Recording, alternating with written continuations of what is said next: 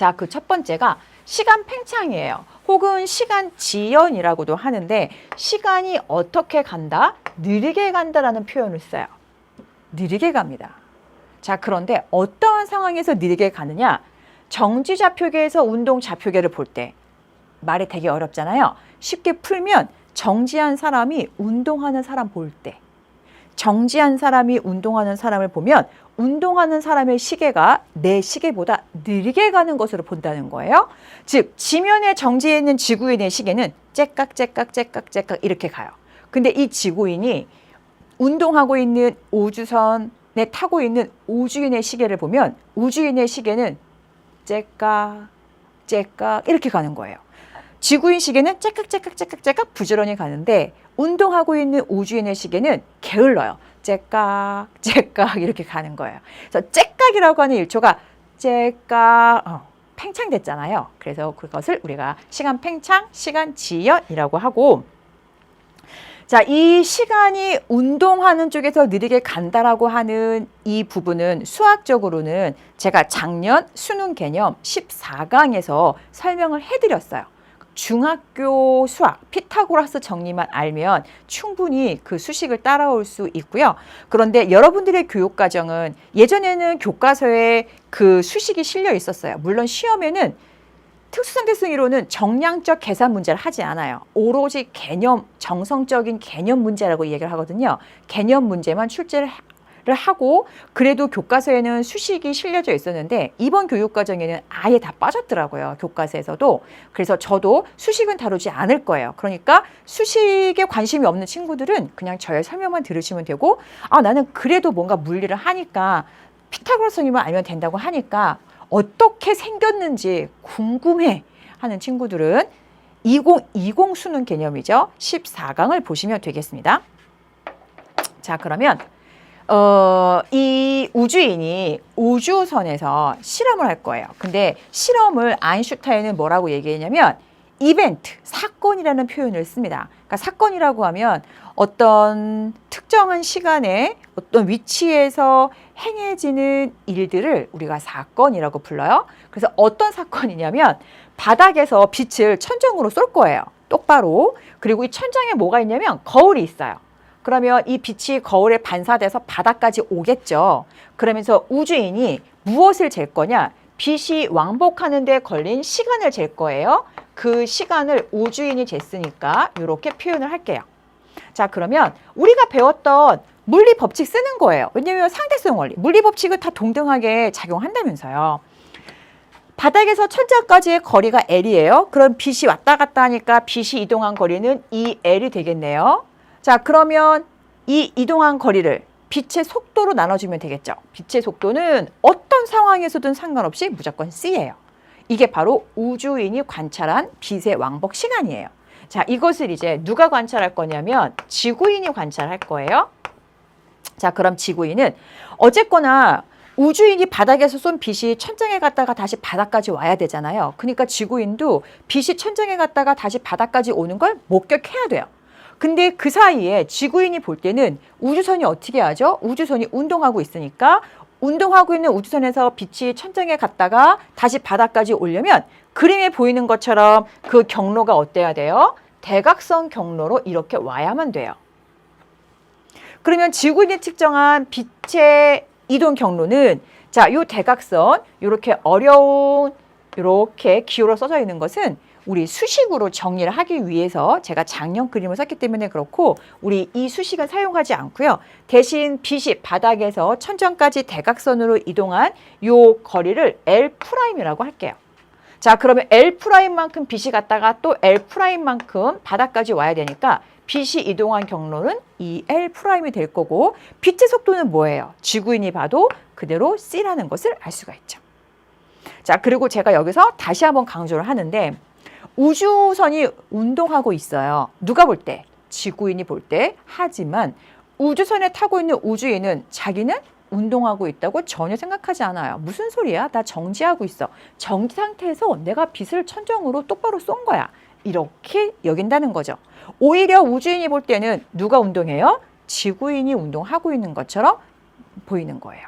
자, 그러면은 빛이 우주선 바닥에서 천장에 갔다가 다시 바닥까지 도달하는데 걸린 시간을 비교해 보니까 빛의 속도는 우주인이 보든 지구인이 보든 똑같아요. 그런데 L과 L'을 비교해 보면 L은 우주선의 바닥에서 그대로 수직 높이인데 L'은 대각선이에요. L보다 L'이 더 크죠. 이 얘기는 무슨 얘기예요? 우주인이 하나의 사건을 측정한 시간이 지구인이 같은 사건을 측정한 시간보다 더 짧다라고 하는 거예요. 제가 지금 뭘 설명하려고 이 얘기를 하고 있는 거예요? 시간이 느리게 간다, 시간이 팽창한다는 것을 설명하려고 이 얘기를 하는 거예요. 자, 그러면 비유를 한번 해볼게요. 빛이 바닥에서 천장까지 갔다가 다시 바닥까지 왕복하는 데 걸린 시간을 2초라고 할게요. 물론 이건 말이 안 되죠. 빛의 속도는 어마어마하게 빠르니까. 그런데 2초라고 할게요. 자, 그러면 지구인이 관찰하는 빛이 바닥에서 천장 갔다가 다시 바닥까지 오는데 걸린 시간은 2초보다 당연히 길겠죠. 5초라고 할게요. 자, 그리고 요거를 이렇게 비교를 해볼게요. 자, 우주인의 시간 0초에서 빛이 뿅 천정으로 갑니다. 그래서 천장에서 부딪혀서 바닥까지 오는데 2초가 걸렸어요. 이거 우주인의 시간이죠. 1초, 2초 이렇게 도달했어요. 빛이 바닥에. 자, 똑같은 사건을 누가 봐요? 똑같은 사건을 지구인이 봅니다. 자, 0초일 때 빛이 뿅 하고 출발했어요. 천정으로. 1초, 2초, 3초, 4초, 5초 만에 바닥에 도달합니다. 즉 뭐예요? 지구인의 1초와 우주인의 1초를 비교했더니 지구인의 1초보다 우주인의 1초가 어떻게 됐어요? 더 늘어났어요. 팽창했어요. 그 이유는 지구인이 볼 때 우주인이 뭐 하고 있었으니까? 운동하고 있었으니까. 자, 그래서 정리를 하면 지구인이 볼 때는 우주인이 운동하고 있죠. 우주인의 시간이 느리게 가요. 그래서 똑같은 사건을 관찰할 때 지구인의 시계 째깍째깍 5초 걸렸는데 우주인의 시계는 똑같은 사건에 대해서 시간이 느리게 가니까 째깍 2초밖에 안 걸리는 거예요.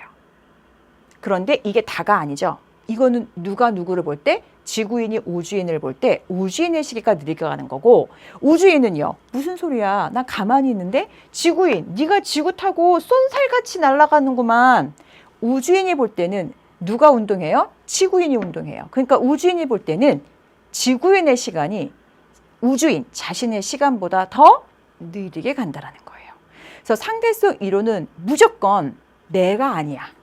나는 무조건 정지해 있고 시간이 느리게 가는 건 바로 너야. 네가 운동해서 네 시간이 느리게 가. 이것이 특수 상대성 이론이에요.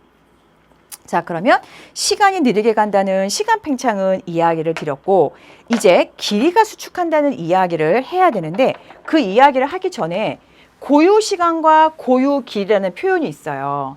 고유 시간은 사건이 일어난 좌표계에서 측정한 시간이에요. 그러니까 예를 들어서 지금처럼 우주선에서 빛을 쏘아서 빛이 왕복하는 그 시간을 쟀잖아요. 그게 바로 고유 시간이에요.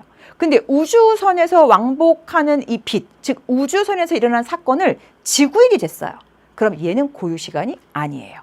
근데 이번에는 그 빛 실험을 누가 했냐면 지구인이 지구에서 했어요. 그러면 고유 시간이 되려면 누가 측정한 시간이 고유 시간이 될까요? 그렇죠. 바로 지구인이 측정한 시간이 고유 시간이 되는 거예요. 마찬가지로 고유 길이도 우주선의 길이를 우주인이 재면 그게 고유 길이에요. 근데 우주선의 길이를 지구인이 쟀어요. 고유 길이 아니에요. 지구에 있는 가로등 A와 가로등 B까지의 거리를 지구인이 쟀어요. 얘가 고유 길이죠. 지구에 있는 가로등 A와 B까지의 거리를 우주인이 재면 그건 고유 길이가 아니에요. 그러니까 이제 감이 오시죠. 사건이 일어난 동일한 좌표계에 있는 관찰자가 잰 시간이 고유 시간, 잰 길이가 고유 길이가 되겠습니다. 자, 그럼 이제 이번 시간의 마지막 핵심 개념이에요. 길이 수축으로 한번 와볼게요. 자, 우리 시간 팽창에 대해서 다시 한번 제가 말씀드릴게요. 상대성 이론에서는 누가 운동해요? 무조건 네가 운동하는 거예요. 상대가 운동하고 나는 정지해 있어요. 그러니까 운동하는 너의 시간이 느리게 간다. 시간 팽창 꼭 기억하시고요. 길이 수축은 나는 무조건 정지해 있어요. 네가 운동하는 거죠. 너의 길이가 무조건 줄어들어요. 그것이 바로 길이 수축이에요. 그래서 일단 길이 수축을 전제로 제가 현상을 설명한 다음에 왜 운동하는 좌표계의 길이가 줄어드는지는 그 설명 이후에 다시 말씀드리도록 할게요. 자, 먼저 운동하고 있는 좌표계의 길이가 줄어든다는 것은 어떤 현상이냐면 지금 우주선이 있어요. 자, 이 우주선의 길이를 잴 건데 우주선이 정지해 있다고 가정을 해볼게요. 그래서 우주인이 자기의 자로 이 우주선의 길이를 쟀어요. 그랬더니 우주선의 길이가 5m였어요.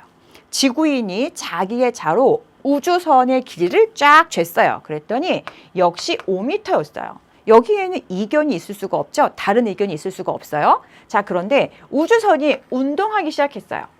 우주선이 운동하기 시작하면 누가 운동하는 것으로 관찰하죠? 우주인은 무슨 소리야? 나 가만히 있어. 지구인 네가 운동하잖아. 즉 우주선이 운동하는 것을 관찰하는 건 누구냐면 지구인이죠. 지구인이 우주선이 운동하네 라고 관찰한 순간 우주선의 길이가 어떻게 돼요? 우주선의 길이가 줄어들어요. 그래서 지구인이 자로 이 우주선에 운동하고 있는 우주선의 길이를 쟀더니 우주선의 길이가 3m밖에 되지 않는 거예요. 이게 바로 길이 수축이에요. 그래서 지구인이 얘기하죠. 우주인한테. 야, 우주인, 너 우주선이 운동하고 있기 때문에 너의 우주선이 줄어들었어. 수축했어. 3m밖에 안 돼. 그러면 우주인은 어머 정말? 내 우주선이 줄어들었어? 그래서 자기의 자로 우주선의 길이를 재겠죠. 그런데 우주인이 잰 우주선의 길이는 정지 상태와 똑같은 5m예요. 왜 그러냐면 우주선만 줄어드는 것이 아니라 우주선 안에 있는 모든 것들이 줄어들어 있어요. 우주인의 자도 그만큼 같은 비율로 줄어들어 있는 거예요. 줄어드는 자로 줄어드는 우주선을 재봐야 5m 똑같이 나오는 거죠. 그래서 우주인이 잴 때는 그대로 5m예요. 그러니까 우주인은 뭐라고 해요? 무슨 소리야? 운동하고 있다며. 그럼 내 우주선이 줄어야 되는데 내 우주선은 여전히 5m야. 그런데 보니까 지구인 네가 운동하고 있네. 내가 볼 때는 지구가 줄어들었어. 물론 지구만 줄어든 것이 아니고 요 지구와 포함된 행성까지 이게 다 이 지구인이 속한 정지 좌표계예요. 지구에 대해서 정지한 행성이 있다고 하면 지구 줄어들죠. 행성 줄어들죠. 심지어 철수도 다이어트에 성공한 것처럼 줄어들어 있어요. 그리고 지구에서 행성까지의 거리도 지구인이 쟀을 때보다 더 짧게 줄어들어 있어요. 다시 정리를 하면 지구인이 볼 때는 우주선이 줄어들어 있고요. 우주인이 볼 때는 지구인이 속한 공간이 줄어들어 있습니다. 이것이 바로 길이 수축이에요. 그리고 이때 중요한 게 있어요. 가끔 우주선의 고유 길이, 지구와 행성 사이의 고유 길이는 시험에서도 표현될 때가 있어요. 그러면 이 고유 길이를 무엇으로 생각하는 게 가장 문제를 풀 때 헷갈리지 않고 클리어하냐면 정지 상태의 길이에요. 제가 뭐라고 그랬어요? 정지 상태 때 우주선의 길이가 5m였어요. 우주선이 운동하더라도 우주인이 잴 수밖에 없는 자기의 측정 도구인 자도 줄어들어 있기 때문에 줄어드는 자로 줄어드는 우주선을 재봐야 똑같이 5m라고 했잖아요. 그래서 우주선의 고유 길이는 당연히 우주인이 잰 우주선의 길이지만 그 길이는 결국 정지 상태의 우주선 길이와 똑같다는 거예요. 그리고 지구와 행성 사이의 고유 길이는 지구하고 행성이라고 하는 좌표계에 있는 지구인이 잰 것이 고유 길이가 되겠죠. 자, 그러면 왜 운동하고 있는 좌표계의 길이가 줄어드느냐, 그 얘기를 제가 잠깐 할 텐데 혹시 어려운 건 아닌데 잘 이해가 안 간다 싶으면 이 설명은 그냥 여러분들 스킵하시고 무조건 운동하고 있는 너의 길이가 줄어들었어. 이것만 기억해도 문제를 푸는 데는 아무런 지장은 없습니다. 자, 그러면 우리 이렇게 한번 해볼게요. 우리 앞에서 배운 시간 한번 비교해 볼게요. 자, 지구인 입장에서 지구인이 볼 때는 누구의 시간이 느리게 가요? 우주선이 운동하니까 우주인의 시간이 느리게 가죠. 그래서 지구인의 시계가 찌깍찌깍찌깍 5초라고 사건을 기록할 때 똑같은 사건을 우주인은 시간이 째깍째깍해서 2초로 기록하잖아요. 그래서 지구인이 측정한 시간이 우주인이 측정한 시간보다 더 길어요. 이건 앞에서 우리가 배웠던 거예요. 자, 그러면 이 우주선이 지구에서 출발해서 행성까지 도달하는데 지구인이 측정한 시간은요. 우리 그대로 쓰시면 돼요. 우주선이 이동하는데 지구에서 행성까지의 도달 시간은 지구에서 행성까지의 거리, 그 거리를 지구인이 측정한 거리니까 이렇게 표현할게요. 그것을 뭘로 나눠주면 돼요? 우주선의 속력으로 나눠주면 돼요. 자, 그런데 이번에는 우주인 입장에서는 지구인이 볼 때는 우주선이 지구에서 행성으로 가지만 우주인 입장에서는 자기는 그냥 우주선이 지구 위에 떠 있고 지구가 휙 지나간 다음에 잠시 뒤에 행성이 휙 지나가겠죠. 즉 지구하고 행성이 포함된 좌표계가 운동한단 말이에요. 그래서 그때 지구 지나가고 행성 지나가는 그 시간을 재면 지구에서 행성까지의 우주인이 잰 거리를 지구하고 행성이 날아가는 속도 V로 나눈 것이 바로 우주인이 된 시간이에요. 근데 우리가 이미 알고 있던 바 운동하고 있는 좌표계의 시간이 느리게 가니까 그대로 부등호 내려오면 V 똑같은데 분자가 어떻게 되죠? 그렇죠. 지구인이 측정한 거리가 우주인이 측정한 거리보다 큽니다. 이게 무슨 얘기예요? 지구에서 행성까지 정지해 있는 철수가 쟀을 때 2억 킬로미터였다고 하면 운동하고 있는 우주선 안에 있는 우주인은 자기는 가만히 있고 지구 행성이 운동하고 생각하니까 지구 행성의 길이가 2억 킬로미터보다는 줄어들어 있다는 이야기가 되겠어요. 자, 그러면 과학의 맥락으로 다시 한번 길이 수축에 대한 이야기를 해볼게요. 똑같은 얘기인데 시험에는 이렇게 나올 수가 있어요. 자, 지구에서 우주선이 이렇게 다시 정확한 표현. 우주선이 속력 V로 지구를 스쳐 행성까지 간다. 이때 지구인이 측정한 시간과 우주인이 측정한 시간을 비교하시오. 자, 이게 실제로 평가원 기출 문제에서도 출제가 된 적이 있어요. 자, 그럼 어떻게 해요? 지구인이 우주선이 지구에서 행성까지 가는데 걸린 시간을 재는 거예요. 거리 얼마? 지구인이 측정한 거리 나누기 우주선의 속력 이렇게.